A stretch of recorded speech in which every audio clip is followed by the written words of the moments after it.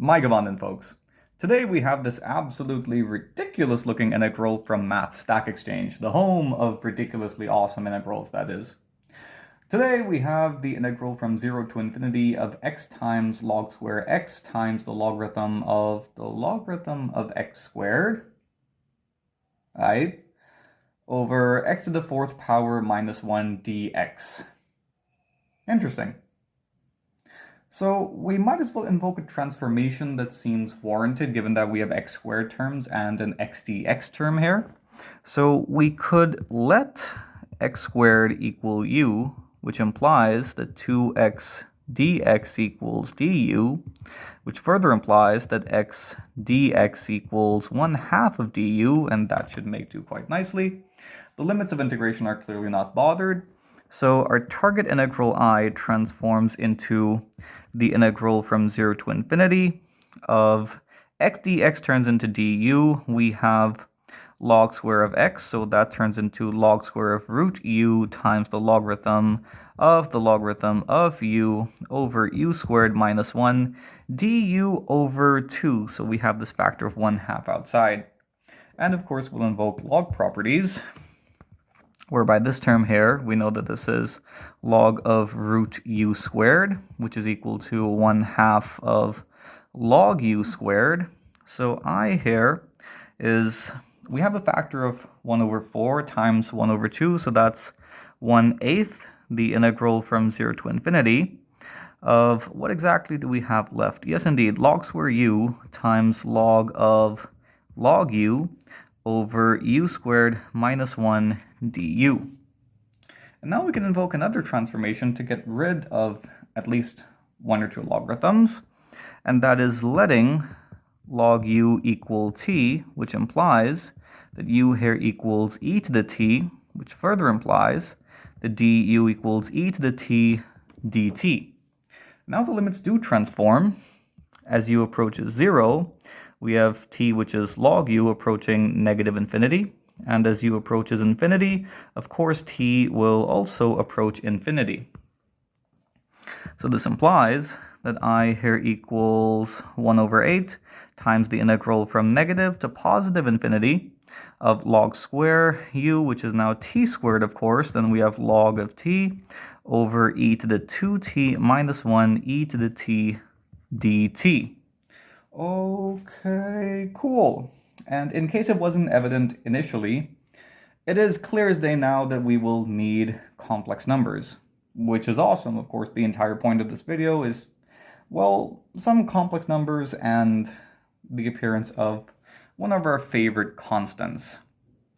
So what I would really like to do now is to split up the integral into one from negative infinity to 0 and another from 0 to infinity. But before that even, I might as well expand using e to the minus t. So we have e to the minus t upstairs and downstairs. So then we have 1 over 8 integral negative to positive infinity t squared log t over e to the t minus e to the minus t, and there's cancellation over here, dt. Now for the split up I was talking about, so we have 1/8 integral negative infinity to 0 of t squared log t over e to the t minus e to the negative t dt. I really need to keep my phone on silent. Plus integral 0 to infinity of t squared log t over e to the t minus e to the minus t dt. And immediately we see that we can make a transformation for this integral, going from the t realm to the negative t realm, which turns dt into minus dt. And all of this is actually pretty convenient. Let me just show you this in a different color, as long as this thing starts working. No, black won't exactly be entirely visible. So we have integral infinity to 0. T squared is still t squared. We have log of minus t over e to the minus t minus e to the plus t now, and of course negative dt. We can switch up the order in the denominator to get e to the t minus e to the minus t again, and that'll get rid of this negative sign, but we will still have a negative sign because of the switch up of the limits of integration, because this thing just looks weird. Okay, cool. I think I've kept track of everything. And now I can invoke the fact that log of minus t is equal to log of -1 times t, so that should equal log of -1 plus log t, and log -1 is of course I times pi. So this is interesting. So our integral here can be split up further. Negative integral 0 to infinity. Terribly sorry about that. T squared log t over e to the t minus e to the minus t dt, and I'm going to need a bit more space. We have plus I times pi, so that's a negative sign. I pi integral, terribly sorry about that once more, 0 to infinity t squared over e to the t minus e to the negative t dt. And the good news is this cancels out really nicely with this integral here, which would actually make an excellent topic for a future video. So all of this implies that a target integral I is nothing more than negative I pi over 8, the number 8 which I cannot write simply, I just can't write it. A subscriber once commented that it's nice that I write the number 8 as two balls stacked on top of each other. Of course, the more correct way of writing it would be something like that, but why? Wait, that's actually pretty good. Terribly sorry about that. I'm digressing. Integral 0 to infinity t squared dt over e to the t minus e to the negative t. Now to solve the new and improved version of the target integral, we will first of all change the name of the dummy variable. Why? Because I'm horrible at writing the letter t for some reason. I'm horrible at writing quite a few letters. So I here equals negative I pi over 8 times the integral from 0 to infinity of x squared dx over e to the x minus e to the negative x dx. And the first thing I'd like to do is expand using e to the minus x for obvious reasons. The obvious reason being, of course, the geometric series. So I have negative I pi over 8 times the integral from 0 to infinity of x squared e to the minus x dx over 1 minus e to the minus 2x. And of course we know that we can expand 1 over 1 minus x as the sum over k from 0 to infinity of x to the k, provided that the absolute value of x is less than 1, which is valid for e to the minus 2x on this interval of integration. So this implies that I here equals negative I pi over 8, terribly sorry about that, times the integral from 0 to infinity of x squared e to the minus x times the sum over k from 0 to infinity e to the minus 2kx dx. This thing is of course independent of the summation index, so we can take it inside the summation operator. So we have negative I pi over 8, there, I'm finally writing it correctly, integral 0 to infinity sum over k from 0 to infinity of x squared e to the minus 2k plus 1 times x dx. No problems here regarding convergence, so we can switch up the order of the operators. And we have the sum over k from 0 to infinity, negative I pi over 8, which I would probably forget. And yeah, the 8 is starting to get a bit weird. It'll do. So we have integral 0 to infinity x squared e to the minus 2k plus 1 x dx. And now for one more transformation where we can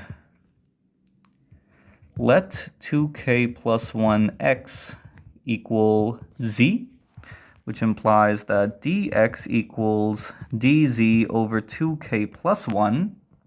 And the limits are clearly not bothered, so we have I here equal to negative I pi over 8. Yep, that's horrible. I'll just stick to the two stacked balls here. sum over k from 0 to infinity, integral 0 to infinity of what exactly? Oh yeah, we have z squared over 2k plus 1 squared times e to the minus z dz over 2k plus 1. And this thing equals negative I pi over 8 times the sum, terribly sorry about that, much better, over k from 0 to infinity of 1 over 2k plus 1 cubed times the integral from 0 to infinity z squared times e to the minus z dz, which we recognize as our good old pal the gamma function. In this case, gamma of 3, which is 2 factorial, which is, of course, equal to 2. Okay, cool. So this implies that I here equals negative 2I pi over 8. And finally, there's some cancellation, which allows me to write this as I pi over 4, another number that I struggled to write, times the sum over k from 0 to infinity of 1 over 2k plus 1 cubed, that we recognize as being something related to Apéry's constant or zeta 3. In fact, by taking the Riemann zeta function at 3 and splitting it up into one sum over the even integers and the other over the odd integers, you will find that this sum here, that is the odd part of the sum, is 7/8 of the total. That is, this is 7/8 of Apéry's constant.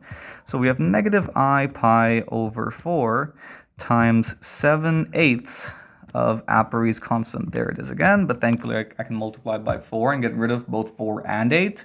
So I have negative 7I pi over 32 times zeta 3, which is interesting for a couple of reasons. Why? Because we do have the imaginary unit I, we have pi, and we have Apéry's constant. And even more interesting, you're watching the solution development of a guy that struggles to write basic numbers and add fractions. Life is strange indeed. Anyway, the most important thing is that we have this really awesome representation of Apéry's constant, recalling what the original integral was and moving some stuff around. We do see that 32 over 7 and negative 1 over I is just I, so I'll just write it over here. Integral 0 to infinity of, what exactly was it? Oh yeah, it was log square x. No, wait, it was x times log square x times log of log x squared over x to the 4th power minus 1 dx. This whole thing, I could, of course, expand using 1 over pi as well. So this whole thing actually equals Apéry's constant, that is zeta 3, which I think is absolutely gorgeous. I hope you enjoyed the video. Be sure to like and subscribe. Thank you. See you next time.